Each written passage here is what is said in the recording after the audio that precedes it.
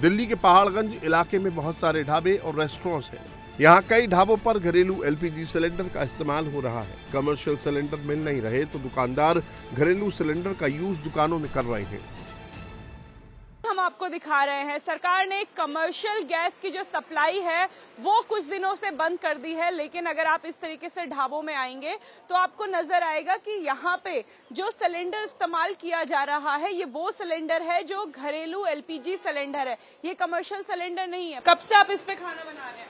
अभी लगाया हो सुबह। अभी लगाया है? सुबह लगाया हो सुबह। लगाया है। आपका स्टॉक खत्म हो गया है तो अब आप घरेलू एलपीजी सिलेंडर पे खाना बना रहे हैं। मालिक मेरे को दिया है, मालिक से। केवल एक ढाबा नहीं है, इस समय हम दिल्ली के रेलवे स्टेशन के बाहर हैं। नई दिल्ली रेलवे स्टेशन पहाड़गंज के ठीक सामने के ढाबों की तस्वीरें हम आपको दिखा रहे हैं, जहां अधिकतर ढाबों में आपको इसी तरीके से जो सिलेंडर, आप ये देखिए, आइए ये देखिए दूसरा ढाबा है, यहाँ पे जो सिलेंडर इस्तेमाल किया जा रहा है वो कमर्शियल सिलेंडर नहीं है। दूसरा सिलेंडर, दो आप देखिए यहाँ पे 3 सिलेंडर आपको वो कमर्शियल है जो खाली पड़े हैं, लेकिन जो यहाँ पे इस्तेमाल हो रहा है, यहाँ पे आइए, मैं अपने कैमरा पर्सन दिनेश चंद से कहूंगी कि वो अंदर आके दिखाइए कि यहाँ पे एक और घरेलू इस्तेमाल में लाने वाला एलपीजी सिलेंडर ढाबों में इस्तेमाल किया जा रहा है। अहमदाबाद में तो हालात इस कदर खराब हो गए हैं कि एलपीजी सिलेंडर की किल्लत के बीच इंजीनियरिंग कॉलेज में भट्टी पर खाना बनाया जा रहा है। स्टूडेंट्स के लिए खाना बनाने के लिए किसी तरह का और कोई इंतजाम नहीं हो पाया तो कॉलेज परिसर में ही भट्टियां लगा दी गई। यहाँ हम अहमदाबाद के एलडी इंजीनियरिंग कॉलेज में हैं। एलडी इंजीनियरिंग कॉलेज के हॉस्टल में जो 3 मेस हैं उसमें करीब 1000 से 1500 लड़के जो हैं वो रोज़ खाना खाते हैं, 1000 से 1500 स्टूडेंट्स।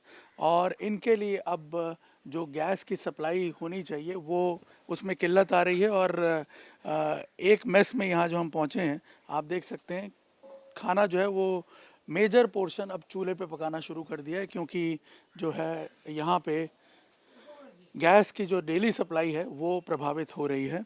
इस मेस के मैनेजर हमारे साथ हैं, क्या नाम है आपका? कल्पेश। कल्पेश भाई, आपकी मेस में गैस की सप्लाई जो है उस कितना रिक्वायरमेंट है और कितनी मिल पा रही है आपको? हमारा रिक्वायरमेंट 45 से 50 सिलेंडर का था मंथली।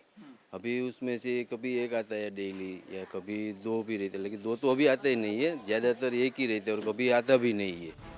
शहर शहर संकट है, एक सिलेंडर के लिए लोग जंग लड़ रहे हैं, अपना जरूरी काम छोड़कर घंटों लाइन में लगे हैं। सरकार उनके साथ है। कालाबाजारी से लेकर जमाखोरी रोकने के लिए सख्त एक्शन लिए जा रहे हैं।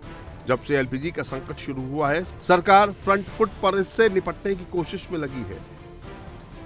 पेट्रोलियम मंत्रालय ने 3 तेल कंपनियों के कार्यकारी निर्देशकों की एक हाई लेवल कमेटी बनाई है जो सप्लाई की समीक्षा करेगी। गैस की सप्लाई को कंट्रोल करने के लिए केंद्र सरकार ने देश भर में एसेंशियल कमोडिटी एक्ट लागू कर दिया है। घरेलू सिलेंडर की बुकिंग के नियमों में बदलाव किया है।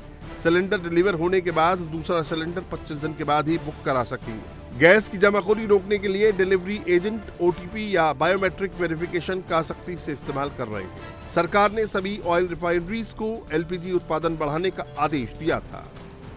कमर्शियल सिलेंडर की सप्लाई बंद होने से रेस्टोरेंट पर सबसे ज्यादा असर पड़ा है। मुंबई के 85 साल पुराने होटल आनंद भवन ने गैस की किल्लत को देखते हुए अपने मेन्यू को कट शॉर्ट कर दिया है। मुंबई में कमर्शियल गैस की कमी का बड़ा असर होटल इंडस्ट्री पर हो रहा है।